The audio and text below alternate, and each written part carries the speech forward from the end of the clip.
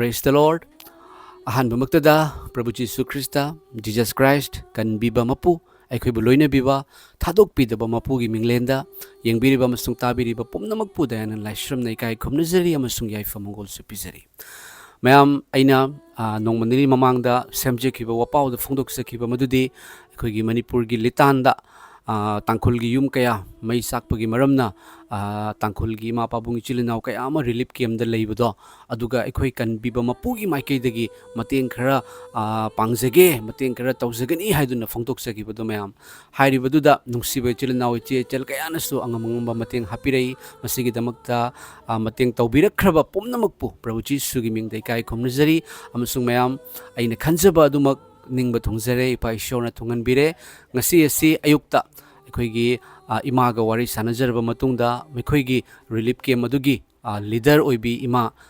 maming santi haina kowi hariba imaduda Kanbiba mapugi maikeidagi lupa lising tara mayam aina khusina jakre masida skin da thoiba siniko amasung mekoinasu thagatpagi phongdokpirei mayam ko mase Prabhu Jesu Christa gi thaujalna ngamanbibani aikoi paisa lei haiduna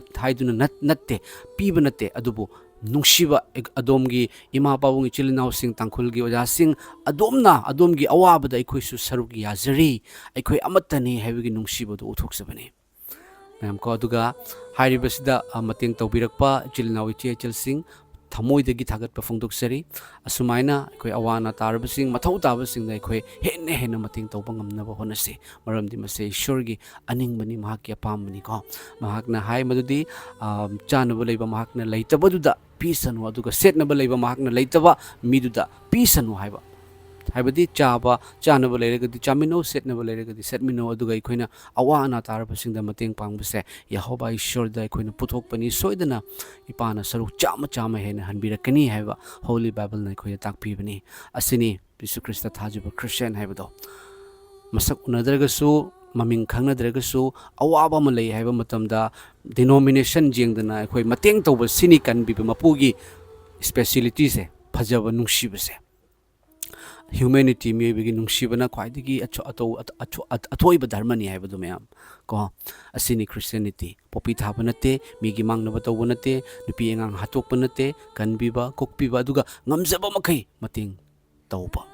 thabak yaubaki thajaba haibado mayam asini ko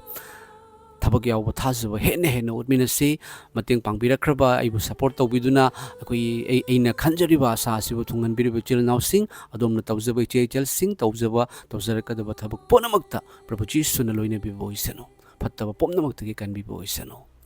Hallelujah Prabhu Jesu gi wahai aina ne khoida ingthaba thanami taibang pana pibagumna piba na te haibado ekhoida hena ekhoi uthokminasi aduga tangkhulgi chilinau chelema pabungsing karisu wabigano ishor leiri achumbagi damakte ishor lei amasung mahakna kaidongaida ekhoibu thadokpide mahakti afaba yaw senbani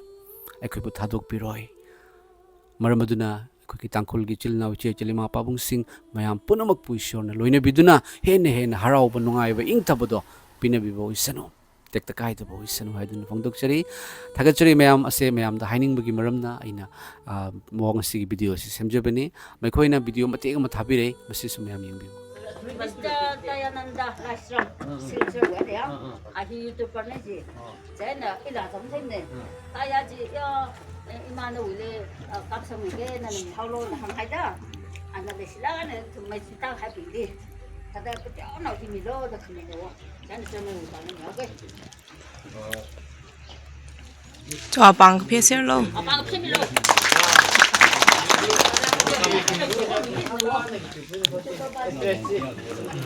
Dayananda Ashram, Kanbiba Mapuji.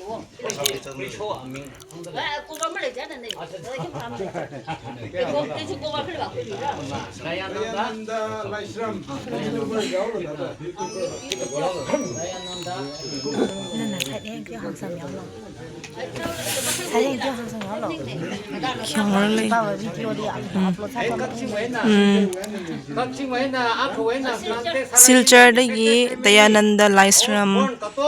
YouTuber amana khoibo relief ta paisa mateng pangmigi